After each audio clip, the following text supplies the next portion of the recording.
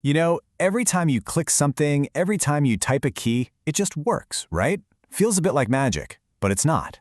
There's this powerful, unseen conductor orchestrating a whole symphony inside your computer.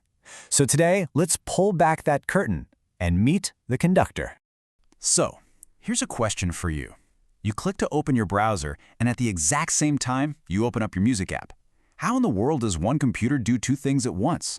I mean, think about it. You've got one machine, one brain, the CPU, but you're asking it to do a dozen things at the same time.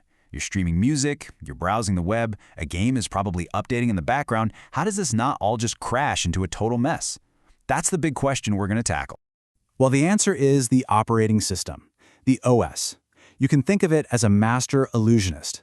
The textbook we're looking at, Operating System's 3 Easy Pieces, puts it perfectly. The OS takes a real physical thing, like your one single CPU, and transforms it into a virtual version of itself.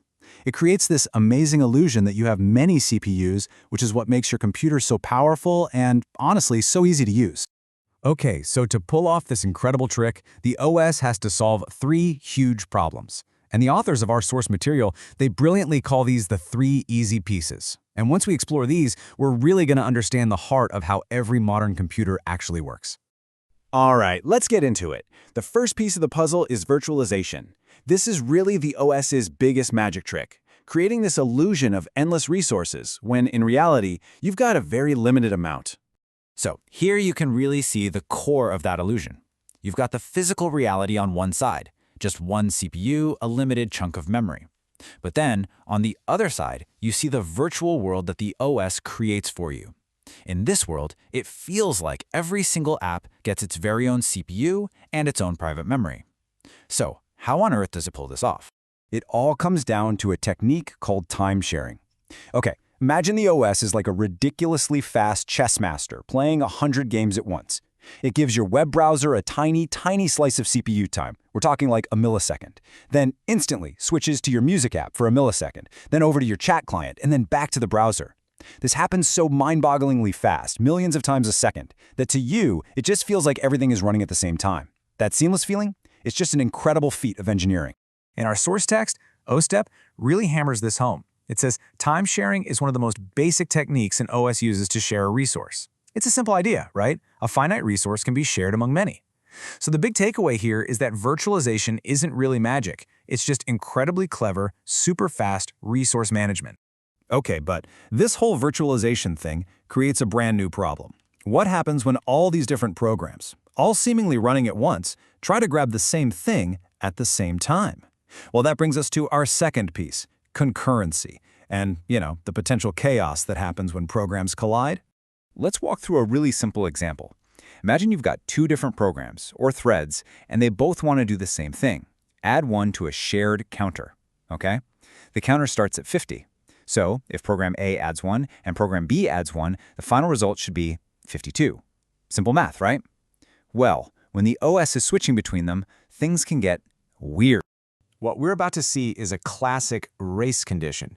So watch this. First, thread A reads the value, which is 50, but before I can do anything else, bam, the OS interrupts it and switches over to thread B. Now thread B also reads the value, which is still 50, because thread A never got to save its work. So thread B adds 1 and saves the new value 51. Then the OS switches back to thread A. Thread A just picks up right where it left off. It still remembers reading the value 50, so it adds 1 to that, and it also saves the value 51. So the final value is 51. Wait, what? Not 52. One of our additions just disappeared. Poof! Vanished into thin air. This is a classic concurrency bug, and it is a huge problem. This is why the OS has to step in and manage access to these shared things to make sure these kinds of disastrous interruptions don't happen at exactly the wrong moment. The authors of OSTEP had the absolute perfect reaction when they first saw this happen. They just wrote, "What the?" And that is exactly right. It's confusing, it's totally wrong, and it's precisely why the OS's job as a kind of traffic cop, managing all these concurrent actions, is just so critical. Okay, so the OS is juggling all of our running programs. But what about our data? What happens when the power goes off?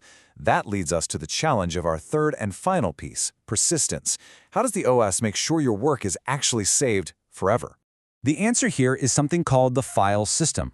This is the part of the OS that basically acts like a super meticulous librarian for your hard drive.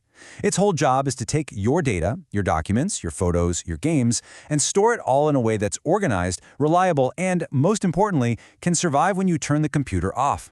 You know, when you just click Save, there's this whole complex dance that happens behind the scenes. Your app basically asks the OS, "Hey, can you store this for me?" The OS then has to go find an empty spot on the disk, update all its own internal records so it remembers where it put everything, and then finally write your data to that spot. It's a surprising amount of work for just one little click, isn't it? And because the file system is so powerful, you really have to be careful. There's this great tip from our source material that highlights this perfectly. A simple-looking command like rm-rf* can tell the file system to just delete everything, every single file. It's a pretty stark reminder that the OS gives us this incredible power over our data, and it's really up to us and the apps we use to wield that power wisely. Oops is right. All right, so now that we've seen all three pieces, let's bring it all together and see the big picture. So let's just recap the whole thing. For the problem of having limited hardware, the OS gives us virtualization. To stop programs from crashing into each other, it provides concurrency control. And to make sure our data doesn't disappear when the power is off, it gives us persistence. These really are the three pillars that support everything you do on a computer. It's this constant, delicate balancing act, and it's happening billions of times every single second. You know, the authors of OSTEP end their introduction with this really fantastic quote from W.B. Yeats, and it gets at the heart of what this is all about. The goal here and the goal of their book isn't just to dump a bunch of facts on you. It's to light a fire, to get you curious about the brilliant engineering that's happening just beneath your screen every single day. And that really leads to a final thought. The operating system is this huge, incredibly complex, and mostly invisible system that quietly shapes our entire digital world. And it kind of makes you wonder, doesn't it? What other invisible systems, whether it's in technology or in our society or even in nature, are out there working tirelessly behind the scenes, just making our lives possible?